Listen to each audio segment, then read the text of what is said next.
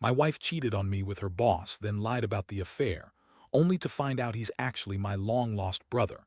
Now she's claiming half our $1.2 million home and $250, $0 in savings in a bitter court battle I never saw coming. Hello everyone. Dear listeners, please share your thoughts in the comments section below. And don't forget to like, share, and subscribe. Now, let's begin the video. Using a throwaway for obvious reasons, with certain specifics modified to preserve anonymity.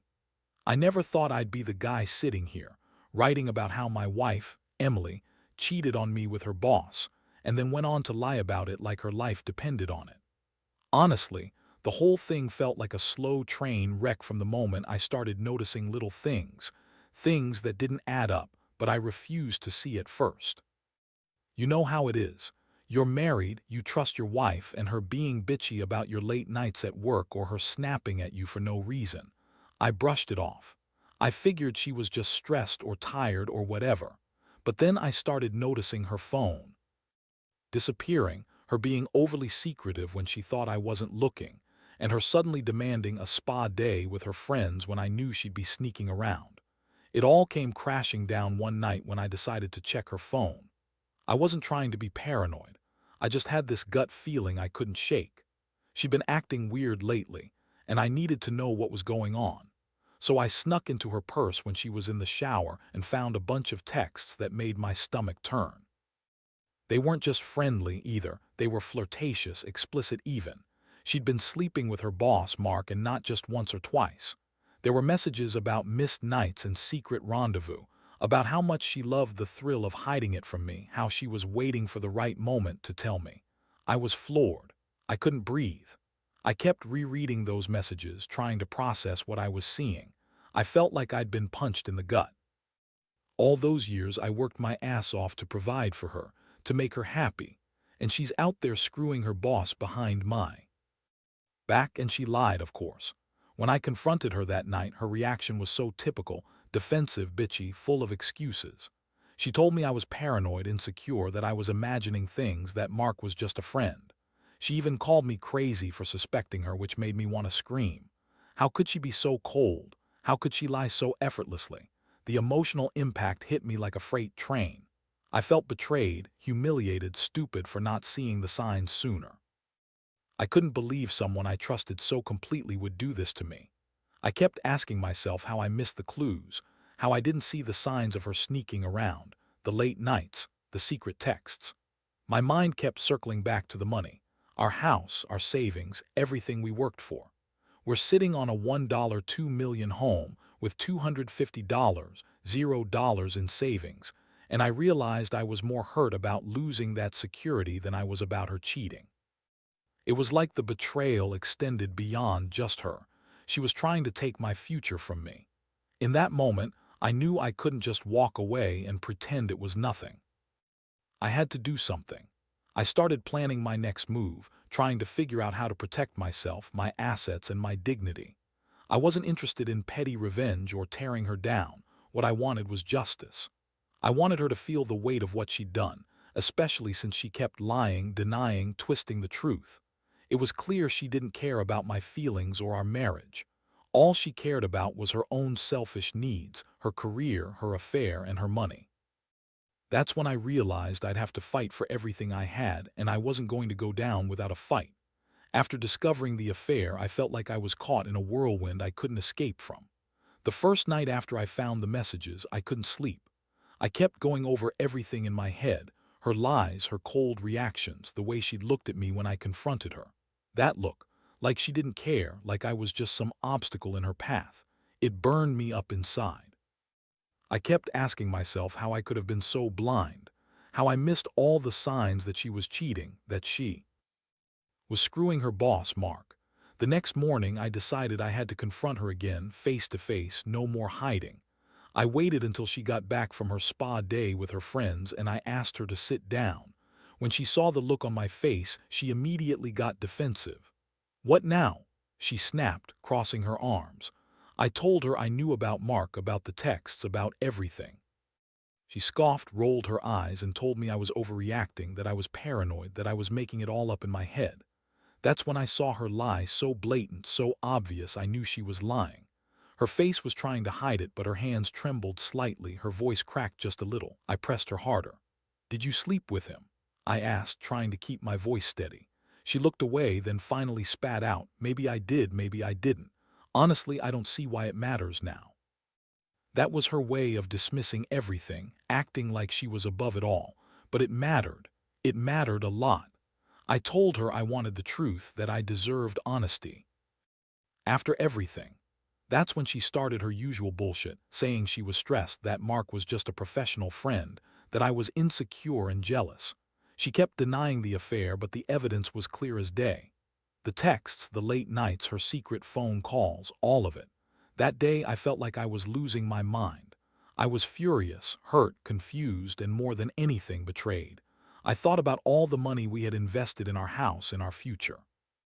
Our home was worth over $1 million, and we had savings of around $250, $0. I kept thinking about what she might do with all of that if she decided to leave or try to take it from me. She had always been bitchy about money, demanding her own accounts, insisting on her independence. But now I saw how she'd use her affair to try and take everything I worked so hard for. I knew I couldn't just sit back and let her manipulate the situation. I started to plan. I reached out to a lawyer just to get an idea of what my rights were. I found out that since we were married, she could claim half of everything, including the house and savings, especially if it went to court. That was a punch to the gut. I'd always thought I'd be the one providing, protecting what was ours, but now I was staring down the reality that she might try to take half of everything. That's when I realized I had to act fast. I decided I'd gather all the evidence I could, screenshots of the texts, bank statements, anything that proved her infidelity and her intent to manipulate the assets. I wanted to be ready for whatever legal battle was coming. I also started thinking about how I could use her own words against her, how to make her see that her lies wouldn't hold up forever. The more I thought about it, the more I realized I wasn't just fighting for my marriage. I was fighting for my future, my reputation, and the money I'd worked my ass off to earn. Meanwhile, Emily kept up her act, acting like she was the victim. She called me insecure, said I was overreacting, and even accused me of cheating myself, trying to flip the script. It was so typical of her to lie her way out of everything, to twist facts to make herself the innocent victim. But I wasn't buying it anymore. I saw her for what she was, a manipulative, entitled bitch who thought she could get away with anything. I knew I had to be smart about this. If she was willing to lie about her affair, she'd do anything to keep the money, to keep her comfortable life. I felt a mixture of rage and sadness. Rage because she had betrayed me so blatantly. Sadness because I still loved her, or at least I wanted to, but I knew deep down that love wasn't enough. I had to protect myself and what was rightfully mine. I wasn't going to be some fool who got played for a fool. This was war, and I was ready. I started to prepare myself for the fight ahead, knowing that she'd do everything in her power to keep her grip on the money and the house. I just hoped I could come out of this knowing I did everything I could to protect what was mine. The weeks that followed were a blur of legal consultations, secret meetings, and cold calculations. I knew I had to stay calm, focused, and strategic if I wanted to come out of this with anything close to what I deserved. Emily, of course, kept up her act, playing the victim, crying fake tears, acting like she was the one being wronged. She even had the nerve to accuse me of spying on her, calling me obsessive. But I didn't care about her lies anymore. I was gathering evidence, building my case, and making sure I had everything I needed to fight back. One thing I realized early on was how much she valued her independence. She'd always been bitchy about money, demanding her own bank accounts, insisting she deserved to have her own income, her own credit cards. But now I saw how she used that independence as a weapon. She was trying to claim half of everything, including our house and our savings, because she thought she was entitled to it all. That's when I decided I needed to understand exactly how much she'd been spending, where the money was going, and what assets I could protect. I started by pulling all the financial records, our joint accounts, her separate accounts, credit card statements. I wanted a clear picture of her spending habits, how much she was earning, how much she was draining from our joint funds, and whether she'd been siphoning money off for her secret life with Mark. What I found was shocking. She'd been spending thousands on designer clothes, spa treatments, and fancy dinners with him. She even had a stash of cash hidden in her closet, things I'd never suspected. This was a game changer. I wasn't just fighting for my marriage, I was fighting for my money, my home, my future. I knew I had to get ahead of her attempts to manipulate the situation. I hired a lawyer who specialized in marital assets and got a clear understanding of how the courts typically divided property in a case like ours. It was brutal. Since we had a prenuptial agreement, I thought I might be safe, but Emily was already claiming she deserved half because of the years she sacrificed. That's when I realized she was willing to lie and manipulate her way into half of everything, even if she didn't deserve it. I also reached out to a private investigator just to see if I could find any more dirt. Sure enough, I caught her sneaking out late at night, meeting Mark in a hotel near downtown. I got photos of her kissing him goodbye after their secret rendezvous, and even a recording of her saying she couldn't wait to leave me for good. That was the moment I knew I had enough to prove her intentions. She was planning to leave, maybe even try to take the house and savings with her. Meanwhile, she kept trying to gaslight me, acting like I was the crazy one. "You're imagining things," she'd say, "or this is all just a misunderstanding." But I wasn't falling for it anymore. I saw through her lies. I knew she was going to do everything to keep her life comfortable, even if it meant destroying ours. That's when I decided I had to confront her again, but this time with a plan. I wanted her to realize I was serious, that I wasn't going to let her manipulate me or steal what I'd built. One evening, I called her into the living room. I laid out all the evidence I'd collected. The texts, the photos, the bank statements. Her face turned pale. She stammered, tried to deny everything, but I kept pressing. "You think you can lie your way out of this?" I asked, my voice cold. "You're not just cheating on me, you're trying to take half our house, our savings, everything we worked for. I'm done playing nice." She looked at me with that bitchy smirk, trying to act like she was the victim, but I saw the fear behind her eyes. She knew she was cornered. That night I couldn't sleep again. I felt a strange mixture of relief and anger. Relief because I finally had the upper hand, and anger because I'd been so blind for so long. How could she do this? How could she betray me, lie to my face, and then try to take everything I loved? I knew I had to prepare for the legal fight ahead, but I also knew I couldn't let her win. Not without a fight. I decided I'd be relentless. No matter what it took, I'd protect my assets, my home, and my dignity. I wasn't going to be the fool who lost everything because of her lies. This was personal now, and I was ready to go all the way. The legal process was a nightmare. I never thought I'd be in a situation where I'd have to fight my own wife in court, but here we were. Emily started playing the victim, crying about how I was accusing her of things she didn't do, even though I had the evidence. She claimed I was paranoid, insecure, and that she deserved half the house because she contributed to our life together, even though she'd been cheating on me for months, maybe longer. Her lawyer tried to spin it that way too, arguing that since she'd been supportive and present for most of our marriage, she deserved her fair share. But I knew better. I had the receipts, texts, emails, bank statements, photos that proved her affair. I had also uncovered how much she'd been draining from our joint accounts for her secret meetings with Mark. I wasn't about to let her walk away with half our assets just because she threw a tantrum and lied her way through court. I hired a private investigator to dig deeper into her finances and her whereabouts. I wanted every angle covered. The more I learned, the clearer it became that she'd been planning to leave me and take everything, including our house, which was worth over $1 million, and the savings, which totaled around $250, $0. I also started talking to a forensic accountant. I needed to understand exactly how much money she'd spent, how much she'd hidden, and whether she'd been siphoning funds for her affair. What I found was worse than I expected. She diverted large sums into her own accounts, opened new credit cards without my knowledge, and even had a secret stash of cash in her jewelry box. She'd been planning her exit for months, I'm sure of it. Meanwhile, Emily doubled down on her lies. She told the court I was controlling, that I was jealous, and that her affair with Mark was just a misunderstanding. She claimed she'd been under a lot of stress, which was rich coming from her. She was the one sneaking around, lying and scheming. Her attitude was so bitchy, so entitled. She kept insisting she was entitled to half because she deserved it, because she helped build our life, even though she was the one cheating and lying. I couldn't believe her audacity.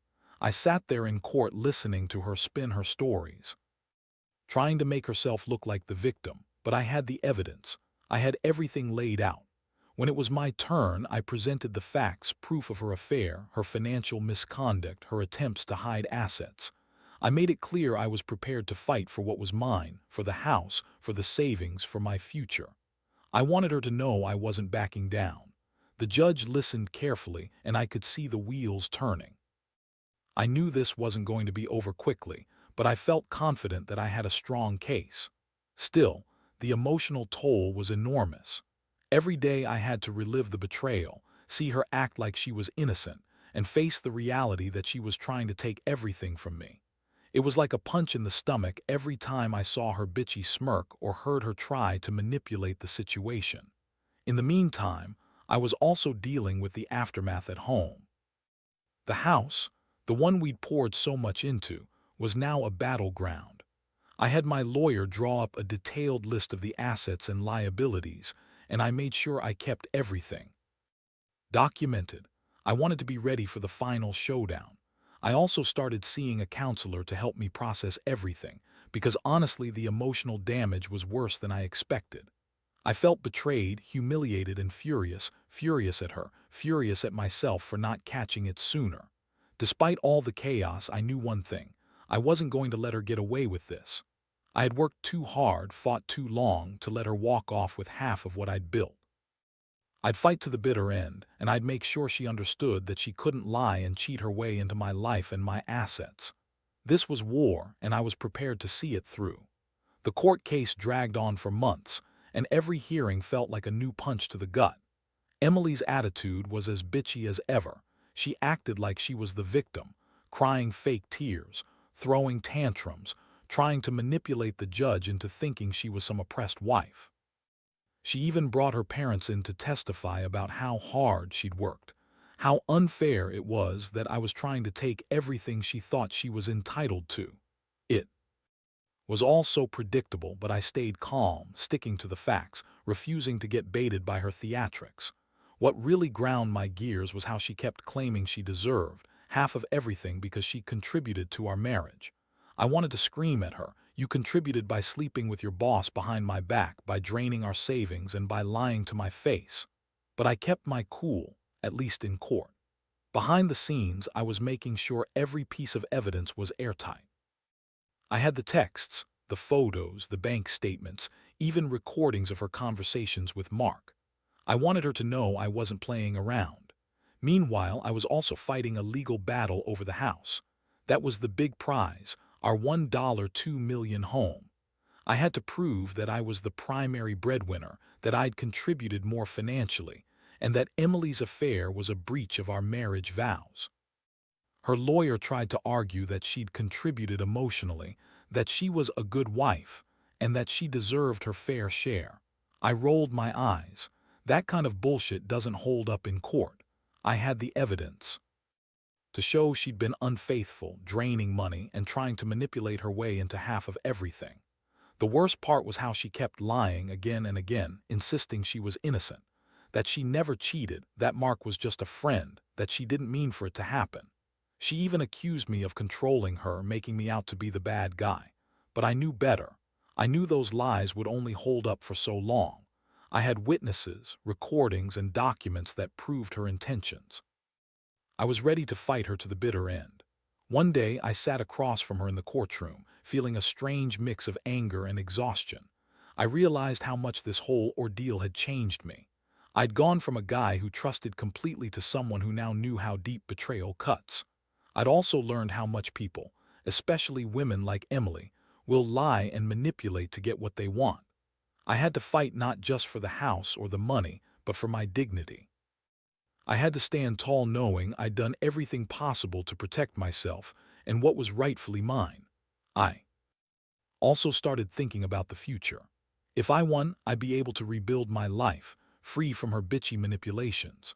If I lost, I'd have to start over, but I was determined not to let her take everything I'd worked for. I'd worked too hard to let her walk away with half our assets just because she threw a tantrum and lied her way through court. I was ready to fight for every penny, every inch of that house, and every dollar in our savings. Because this wasn't just about money anymore. It was about respect, dignity, and making sure she understood she couldn't get away with betraying me and lying her way into my life. The final hearing was approaching, and I knew the stakes were higher than ever. I had my evidence locked down, my legal team on standby. I was prepared to go all the way. I didn't care how bitchy she got or how much she tried to manipulate the judge. I was going to make sure the truth came out and she paid for her lies. I still felt the sting of betrayal, but I also felt a strange sense of clarity. I was fighting for myself, for my future, and for the integrity of everything I'd built. And I wasn't going to back down. The final court date came faster than I expected, and I went into that courtroom knowing I had done everything I possibly could to prepare. My lawyer had everything in order: proof of her affair, financial misconduct, the recordings, the photos, the bank statements. Emily, of course, was still playing her victim card, crying and whining about how unfair everything was. She insisted she deserved half the house because she helped build our life, all the while trying to paint herself as the wronged wife. But I wasn't buying her act anymore. I looked at her, feeling a mixture of anger and relief, knowing I'd fought tooth and nail for what's rightfully mine. When the judge finally delivered the verdict, I felt a huge weight lift off my shoulders. The court awarded me full ownership of the house, recognizing my contribution and the betrayal she committed. Emily's face twisted in anger, but she knew she'd lost. The judge also ordered her to pay back the money she'd drained from our joint accounts and to relinquish her claim on the savings. She tried one last time to argue, to twist the facts, but her words fell flat under the weight of the evidence. It was over. Walking out of that courtroom, I felt a strange sense of closure. I had lost my marriage, yes, but I'd gained my dignity. I'd proven that I was willing to fight for what was mine, that I wouldn't be pushed around by a bitchy wife who thought she could lie her way into half of everything. The house, our savings, my future, everything I'd worked for, was now secure. I'd also learned some hard lessons about trust, betrayal, and the importance of protecting yourself from people who only care about themselves. In the weeks that followed, I started rebuilding my life. I sold the house and moved into a smaller place, something I could afford without her. I cut contact with Emily completely. No more lies, no more drama. I focused on my work, my friends, and my own mental health. It hurt, but I knew I had to move on. I realized that sometimes people are just selfish, manipulative, and willing to destroy everything for their own benefit. The truth is, not everyone deserves your trust, and sometimes you have to fight to protect what's yours. Looking back, I can honestly say I learned a lot from this nightmare. I learned to trust my instincts, to value my own worth, and to stand up for myself no matter how bitchy or manipulative the other person gets. I also learned that money can be a powerful weapon, both for those who want to steal it and for those who want to protect it. I'll never forget the betrayal, but I refuse to let it define me. I'm stronger now, more cautious, and more determined to never let anyone take me for a fool again. So to anyone out there dealing with a similar situation, don't ignore the signs, gather your evidence, and fight for what's rightfully yours. People will lie, cheat, and manipulate if they think they can get away with it. But if you stand your ground, stay calm, and have a clear plan, you can come out on top. I did, and I'm finally free.